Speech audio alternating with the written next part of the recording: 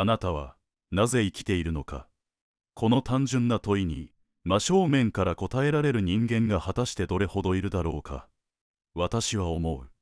人間の生命の価値は健康でも運命でも、それを断然乗り越えていくことにこそあるのだと。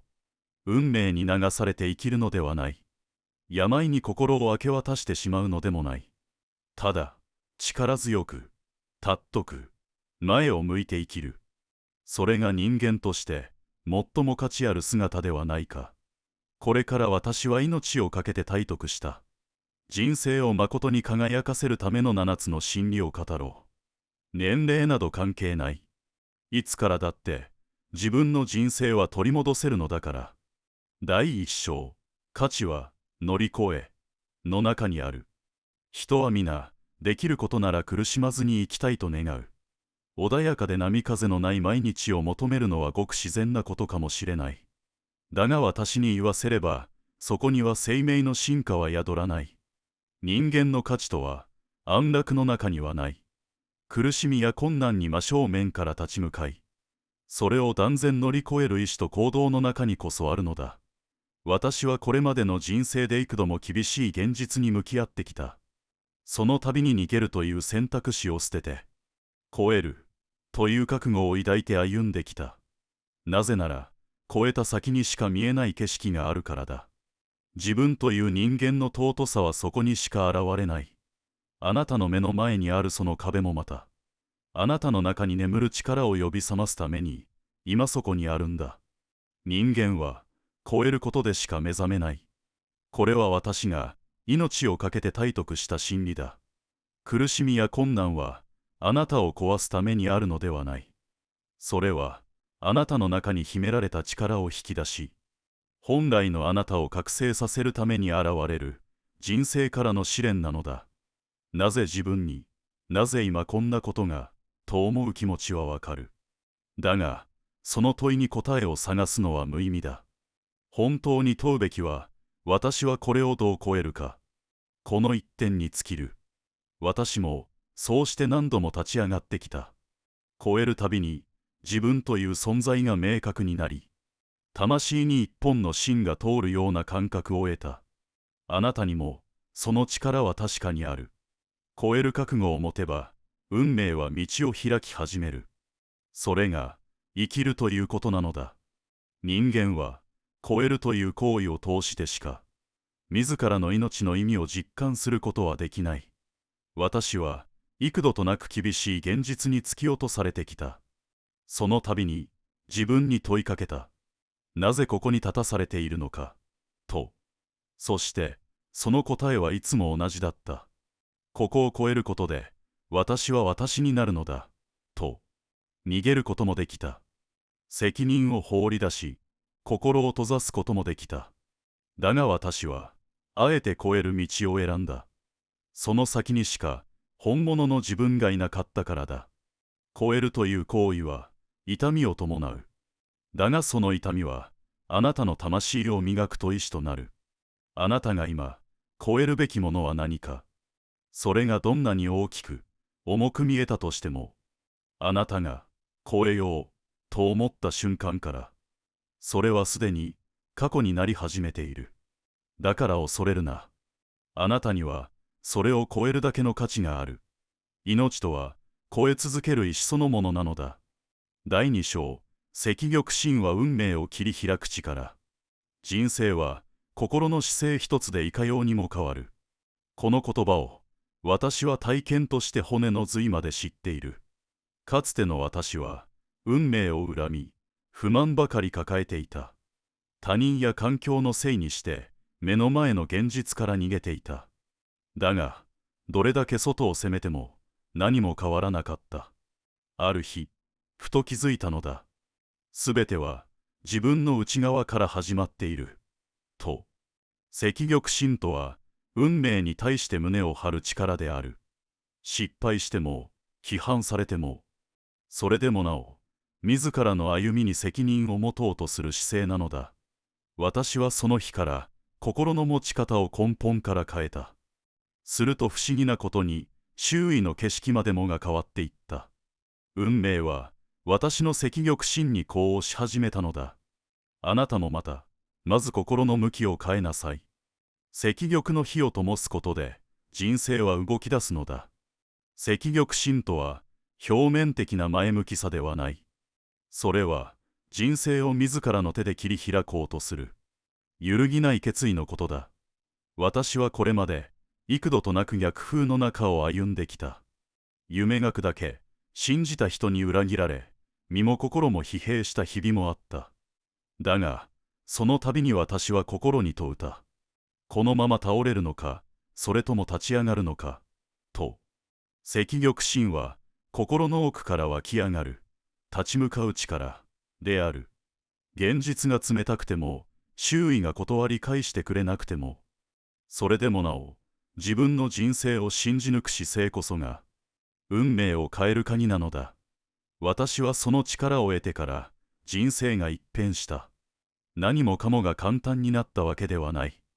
だが、自分が自分に恥じない選択をし続けられるようになった。あなたの中にも、その力は眠っている。今こそ、心を奮い立たせなさい。赤玉心は、あなたを運命の重に変える。赤玉心とは、ただ元気で明るいということではない。それは、自分の人生に責任を持つ覚悟のことだ。私はかつて、他人の顔色を伺い、自分の意志を後回しにして生きていた。だが、そのような姿勢では、いくら努力しても、運命の扉は開かれなかった。赤玉とは、心の奥にある小さな火を絶やさないことだ。状況がどうであれ、何を言われようと、自らの選択に誇りを持ち、前に進む力である。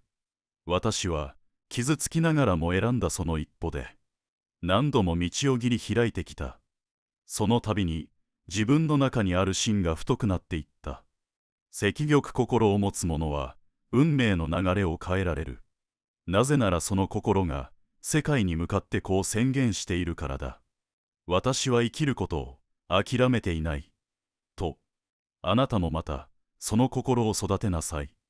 それが、人生を光の型へと導く唯一の力なのだ。第三章、病を恐れず、心を病ませるな。病というものは、単に肉体の不調ではない。それは、時に人の心を深く蝕み、生きる意志そのものを奪っていく。私はかつて、重い病に倒れたことがある。身体の痛みは確かにあったが、それ以上に私を苦しめたのは、心に湧き上がる恐れと絶望だった。もうダメかもしれない。なぜ自分が、そんな思いが心を占めたとき、身体の状態以上に命の灯火が小さくなっていくのを感じた。だが、私はある瞬間に目を覚ました。病と戦うのは、体ではなく心だ、と。そこから私は、心の姿勢を立て直すことに集中した。身体がどうであろうと、心だけは負けさせないと決めたのだ。そして不思議なことに、心が強くなったとき、体にも光が差し込むようになった。恐れるな、倒れてもいい。だが、心まで寝かすな。それが、命を守るということなのだ。心は、病そのものよりも深く人生に影響を与える。私はかつて、体の不調と同時に、心が沈んでいく感覚に苛まれたことがある。痛みよりも恐ろしかったのは、もう立ち直れないかもしれない、という思考だった。それは体力よりも早く、私の生きる力を奪っていった。だが、ある時私は決めた。体は治らなくてもいい。だが、心だけは絶対に倒さない。と。それから私は、毎朝心に語りかけた。お前には、まだ超えられる力がある。と。やがて、その言葉は現実となって現れ始めた。身体の状態は変わらなくても、心の姿勢が整えば、生きる質が変わる。私はそれを、経験として学んだ。あなたも、恐れるな。心が立っていれば、あなたはまだ戦える。命とは、心が選ぶ姿勢そのものなのだ。私は、病と戦っていたとき、何よりも大切にしたのは心を腐らせないことだった。体は思うように動かなくても、心まで暗く沈んでしまえば、命は内側から壊れていく。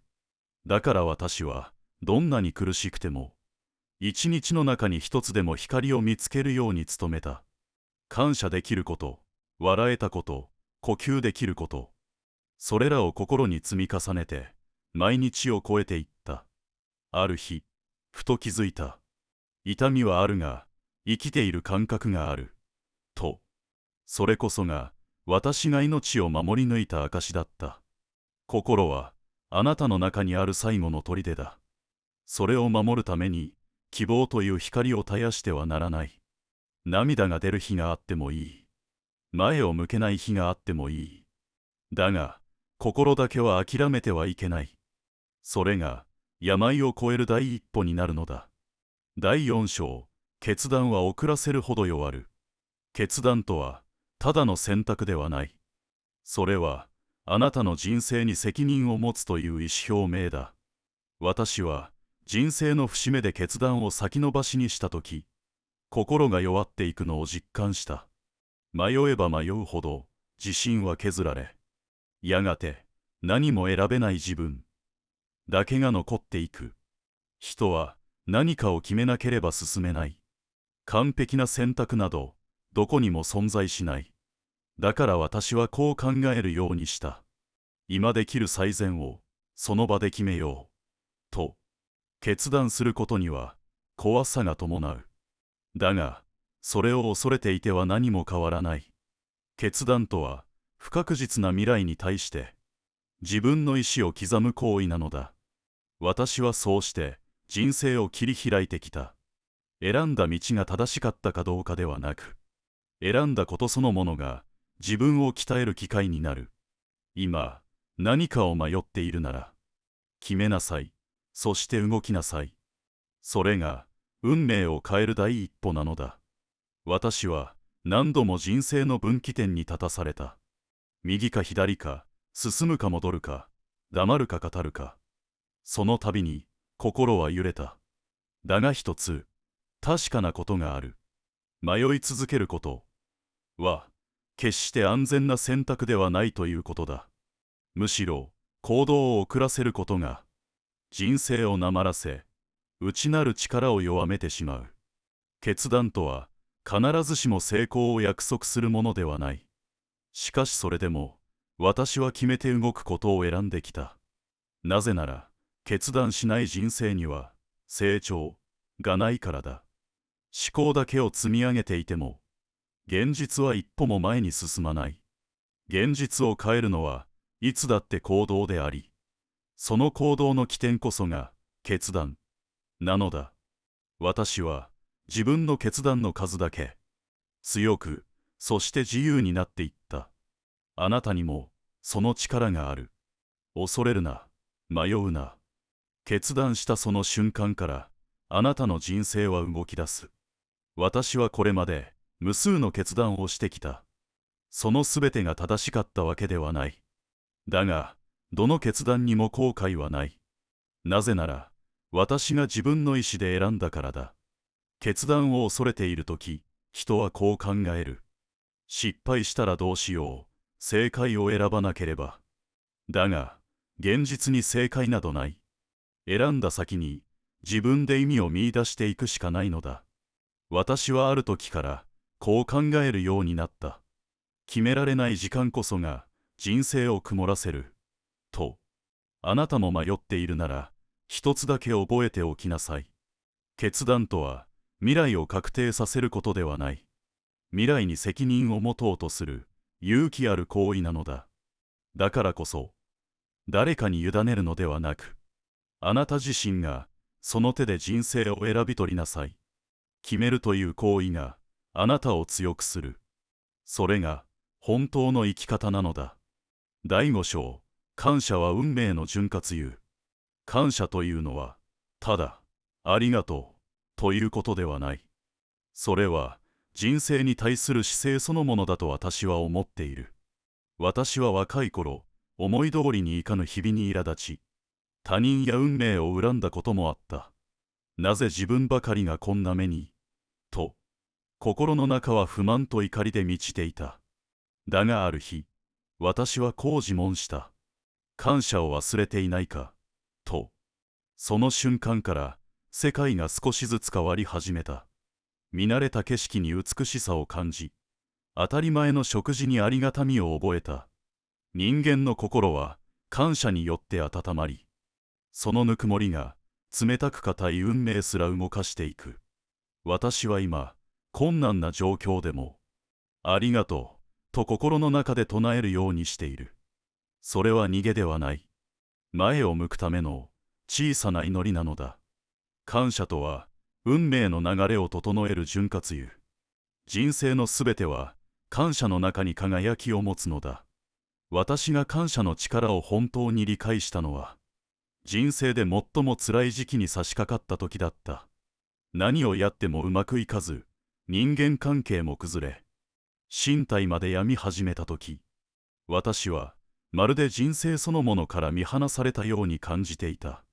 そんなある日、私はふと立ち止まり、今の自分には何が残っているか、と考えた。すると、不思議なことに気づいたのだ。呼吸ができている。眠れる場所がある。水が飲める。誰かが気にかけてくれている。私はその瞬間、目が覚めた気がした。こんなにも多くを受け取っていたのになぜ気づかなかったのか、と。感謝とは、すでにある恵みに目を開くこと。それは、ないものを探すのではなく、今あるものに光を当てる行為なのだ。私はその日から人生が変わり始めた。感謝は運命を温かく包み直す力がある。感謝は人生の流れを変える力を持っている。それは私自身が何度も体験してきた事実だ。例えば、腹が立つ出来事があったとき、なぜこんなことが、と怒りに任せれば、心は荒れ、言葉も行動も乱れる。だが、その瞬間にこう考えるのだ。この出来事にも何か意味があるのではないか、と。そして、ありがとう、と心の中でつぶやく。不思議なことに心が落ち着き始め、物事の流れが緩やかに変わっていくのを感じる。私は今、何が起きてもまず感謝を探すようにしている。嬉しい時はもちろん、辛い時こそ、ありがとうが心を整え、視界を晴らしてくれる。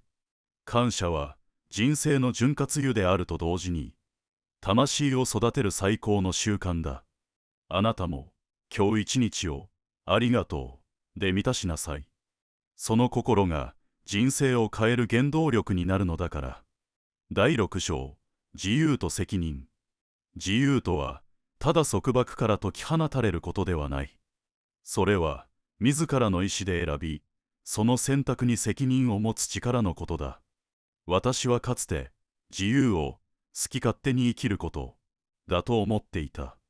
誰にも縛られず、誰の意見にも従わないことこそ、真の自由だと信じて疑わなかった。だがある日、自分の選択の結果に直面したとき、その考えが幻想だったことを痛感した。自由には必ず責任が伴う。それを忘れたとき、自由はただの混乱と逃避になる。私はそれ以来、選んだ道に全力を尽くすことにした。たとえ失敗しても、自分の責任として受け止める。その覚悟を持ったとき、不思議と心が軽くなった。責任を引き受けることでこそ、人は本当に自由になる。自由とは、逃げではなく、引き受ける勇気なのだ。そしてその勇気は、あなたの中にも必ずある。私はこれまでに、多くの選択をしてきた。そしてその度に、自分に問うてきた。この選択に、責任を持てるか、と。自由には魅力がある。だが、それは決して軽いものではない。自由とは、自らの行動に最後まで責任を持つという、極めて厳しい生き方なのだ。私は、責任から逃げた時に限って、不思議と自由を感じられなくなった。誰にも縛られていないはずなのに、心は重く沈んでいた。反対に、自分の選択に責任を持ったとき、不思議なほど心は晴れやかになった。たとえ失敗しても、誰のせいにもできない潔さが、私の心を自由にしてくれた。あなたも覚えておきなさい。真の自由とは、他人からの解放ではない。自分との約束を守り抜くことで得られるものだ。それは、表面的な自由ではなく、魂が本当に求めている解放なのだ。私は多くの人にこう問いかけてきた。あなたは本当に自由になりたいのかと。自由には魅力がある。だがそれは時として厳しさも伴う。自分で選び、自分で責任を背負うことは決して簡単なことではない。だがそれを避けていてはいつまでたっても本当の自由にはたどり着けない。私は何かを人のせいにしていた頃、心のどこかでいつも苦しかった。だが、自分の選択に責任を持ち始めた瞬間、その苦しみが静かに消えていった。それは自分を信じるということでもある。私が選び、私が進むという覚悟があなたを縛りから解き放つ。だからこそ、あなたも覚悟しなさい。自由を望むなら、まず自分を律しなさい。選択することは怖いが、それこそが生きるということだ。自由と責任は表裏一体。そのどちらも手にしたとき、人は本当に自由になるのだ。第7章、生死を超えて今日を生きる。私は生と死を切り離して考えたことはない。むしろ死を意識することこそが、誠に生きるということだと私は信じている。多くの人は死を遠ざけて生きている。明日も来る。来年もある。そう思うから、今日を適当に生きてしまう。だが本当に大切なのは、今この瞬間、なのだ。私は病を経て、そう確信した。命には限りがある。だからこそ、今を燃やさねばならない。私は毎朝、自分にこう問いかけている。今日が最後の日だとしても、悔いはないか、と。その問いが、私の生き方を変えた。先延ばしにしていたことに手をつけ、大切な人に言葉を伝え、今日という日に全力を注ぐようになった。一日を一生とする覚悟があれば、命は充実し、恐れは消える。あなたも、今日を最後の一日、として生きなさい。その時、真の生命力があふれ出すだろう。私は多くの人にこう言いたい。死を恐れるな、死を忘れるな、と。死を意識することは暗いことではない。むしろ生きることの本質を照らす光なのだ。私たちは時間が無限にあるように錯覚して生きている。だが、それは幻だ。命はいつ尽きるかわからない。その事実に気づいたとき、人は本気で生き始める。私は今日という一日を永遠として生きている。明日が来るかどうかわからないからこそ、今日の言葉、今日の行動、今日の出会いを大切にする。あなたも今この瞬間を全力で生きなさい。明日がないとしたら何を大切にしたいか、誰に感謝を伝えたいか、何を残したいか、その問いを持ち続けることで、人生の質は飛躍的に高まる。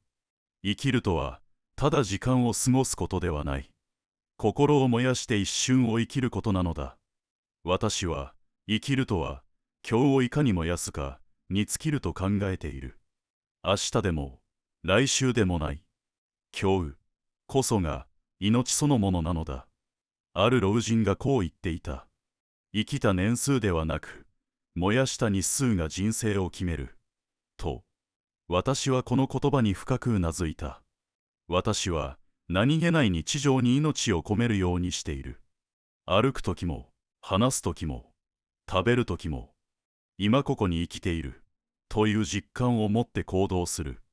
それは、特別な修行ではない。ただ一つ一つの瞬間を、おろそかにしないということだ。私は今日も、自分に問いかける。この一日を私は本当に生きたかと、あなたにもその問いを持ってほしい。生死を超えるとは、今日を真剣に生きること。命を燃やすとは、今この瞬間を愛することなのだ。一日を一生とせよう。そうすれば、あなたの人生はまことに輝き出す。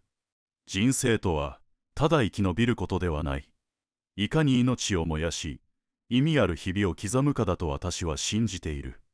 私の人生は決して順風満帆ではなかった。病と戦い、運命と向き合い、何度も底を張った。だがその度に、自分の中にある、超える力に気づかされたのだ。苦しみは、あなたを壊すためではない。本当のあなたを呼び起こすために、人生が用意した試練なのだ。私は今、心からこう言える。乗り越えた先にしか、真の光はない。だからあなたも、人生を恐れずに進みなさい。今日という一日を、大切に生きなさい。命には限りがある。だがあなたの可能性に、限りはないのだから。いかがでしたか？もし今日のお話が、皆様の人生に新しい気づきや励みを与えるものでしたら、コメント欄に、100を、また改善点やご意見がありましたら、0をお書きください。